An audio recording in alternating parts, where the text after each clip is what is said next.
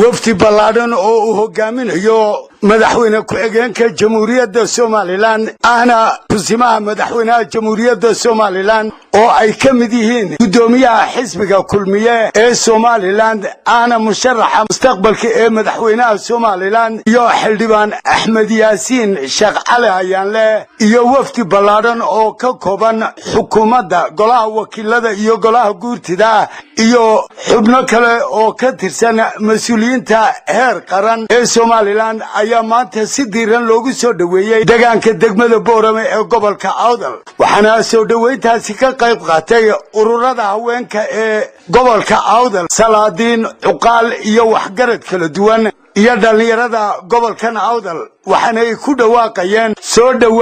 soo dhawaada halyeeyadii qaranka Somaliland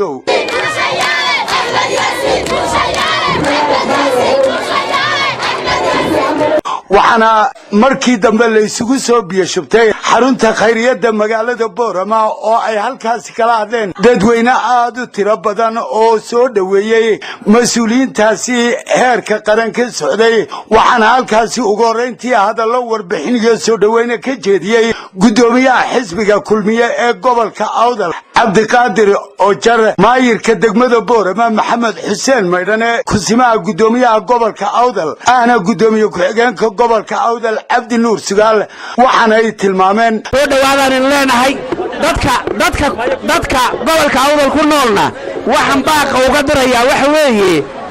maanta waad arkaysaan Kulmiye waad arkaysaan wuxuu noo qabtayna waad arkaysaan danteenu waxay ku jirtaa halka wax qabadka in maalintii xisbiga Kulmiye qabsaday ay maalin Boorama lahayd 1 kiiloomitir oo wada ah maantana ay yaalaan macal saddexda socda 18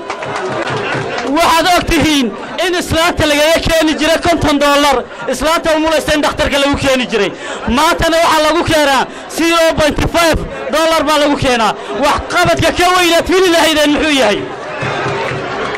inagu been ma iibinayno xaqiiq baynu iibinaynaa xisbiga Kulmiye wax qabadkiisaan iibinaynaa waxaynu ognahay inuu maanta xisbiga Kulmiye hormuud u yahay inuu bilaabo wadadii Jabuuti iyo Boorama isku xidhaysay xisbiga Kulmiye wuxuu sitaa wax qabadkiisii waa xisbigii wax qabadka gobolkeena waxa uu ka qabtay waad arkaysaan wadooyinka bijaajada iminkana wuxuu ku soo daray cadaalad buu sameeyay Axmed Yaasiin Sheekh Cali Ayaanle waxa soo saaray xisbiga iyo xukuumadda israacsan waxaana u soo saareen gobolka Awdal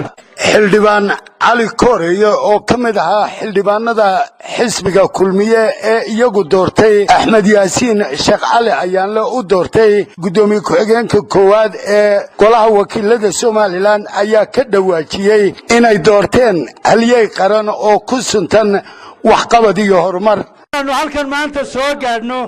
oo aanu isagoo la soo caleema saaray halkan keenna gobolkana sharaf bay u tahay xisbigana sharaf bay u tahay waana wax la idin gashaday doorashadii way soo dhowda xagga annagu bariga waanu ka adkaynaynaa xagga galbeedka ka adkeeya sidoo kale waxaa halkaas ka hadlay ka tirsan golaha wasiirada Somaliland oo ku hadlayay magaca golaha wasiirada ee la socday wafdigaasi oo tilmaamay inuu wafdigan yahay wafdi heer qaran isla markaasina ku suntan kuwii dadaalka ballaaran u galay sidii Axmed Yaasiin Sheekh Cali Ayaanle uu noqon lahaa gudoomiye ku-xigeenka koowaad ee golaha wakiilada Somaliland waxaanay dhammaantood iska daba mareen inay aad u soo dhaweynayaan wafdiga qiimaha leh ee Kulmiye iyo xukuumadda isugu jira una hogaaminayo kusimaha madaxweynaha jamhuuriyadda Somaliland injineer Cabdiraxmaan Cabdilaahi Ismaaciil Saylici wasiiradii oo halkaas ka hadlayana waxa hadaladoodii kamid ahaa waan soo jeedinayaa taageerayaasha xisbiga Kulmiye ee sida ballaaran oo la soo dhaweeyay wafdiga qiimaha leh walaalayaal maanta waa maalin taariikhi ah waa markii koowaad ee xubinta Awdala oo sigdoonka Somaliland ay xubin ka tahay ay hortiina fadhido waxaan idin sheegayaa maanta xisbiga Kulmiye iyo xukuumaddu waxay nagu leeyihiin abaal weyn ninka Musabbixi wuxuu ku dhaartay oo Maxamuud Xaashi ku dhaartay in Somaliland laga siiyo Awdal gudoomiye ku-xigeenka golaha wakiilada abaalkaa waa in la celiyo mar labaad waxaan mahad haddaanan maanta xisbiga oo madaxu ka yahay musharaxa muuse biixi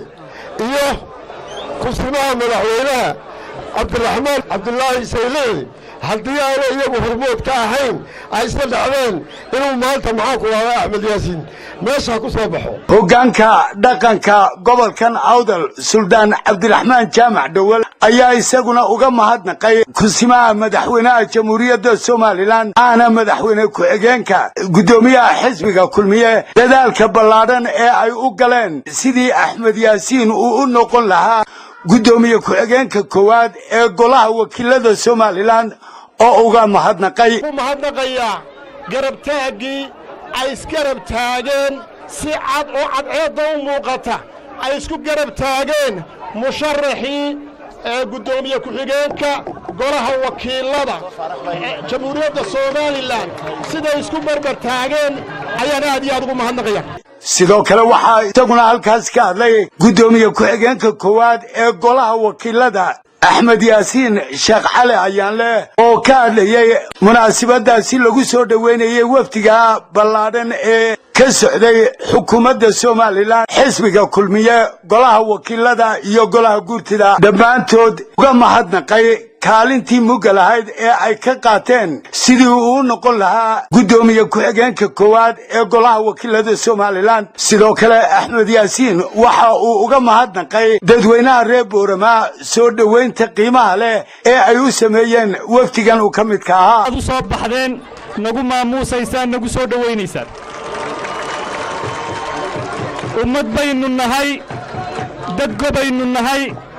dad waxa loo gala yaqaan baynu nahay in badan baynu ka hadlaynay inaynu qayb ka noqonno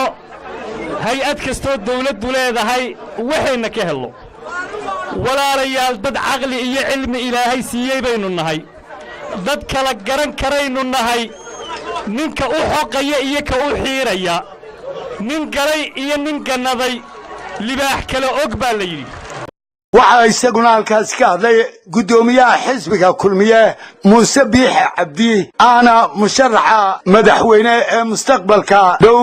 waxaana uu ka warramay ujeeddada socdaalkooda oo uu ku tilmaamay inay ka kooban yihiin 3 qodob waxaana uu carabaabay inuu kulmiye yahay mid isku ogol guusha islamarkaasina tanaasulka wax badan kaalin mugle kaga soo qaatay hawlahooda kala duwan ee xisbiga kulmiye uu ku shaqeeyo waxaana uu soo qaatay tusaalooyin kala duwan oo hadalladiisii ka mid ahaa idiin sheegaynaa xisbiga kulmiye bisaylka siyaasadeed ee qaranka iyo gudihiisaba u kaleeyay waa kaa in badan baa maqashay kulmiye wuu is haystaa kulmiye waa laga yaaba inuu isdilo kulmiye wuu doodaa runtuu isu sheegaa dadka kulmiye ku jira nin waliba gool matalaya dantiisa ku dagaalama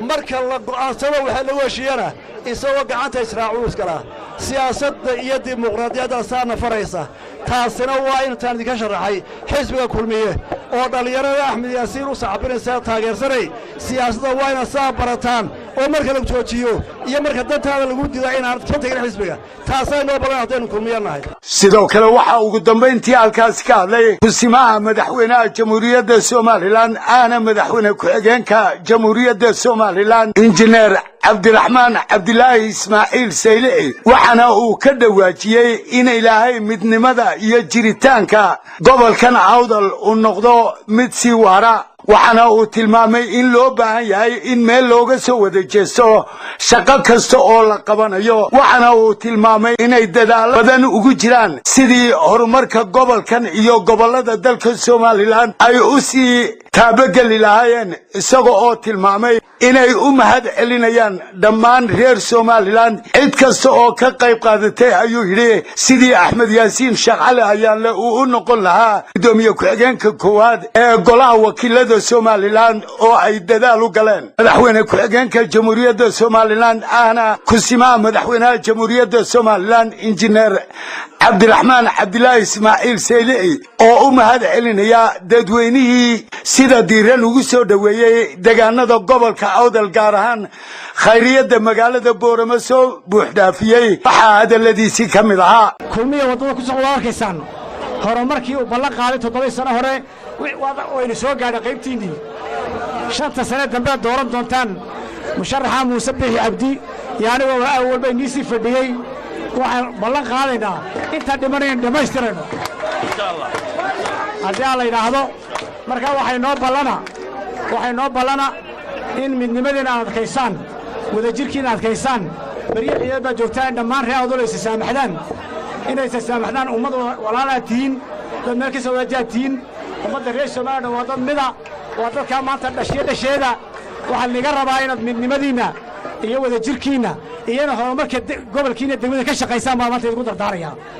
maahin markii ugu horeysay ee mas'uuliyiin ka tirsan xukuumadda iyo xisbiga kulmiye si diiran loogu soo dhaweeyo gobolkan awdal balse marar badan oo hore ayaa dadweynuhu si qiimo iyo qadarin ay u soo dhaweeyeen oo ay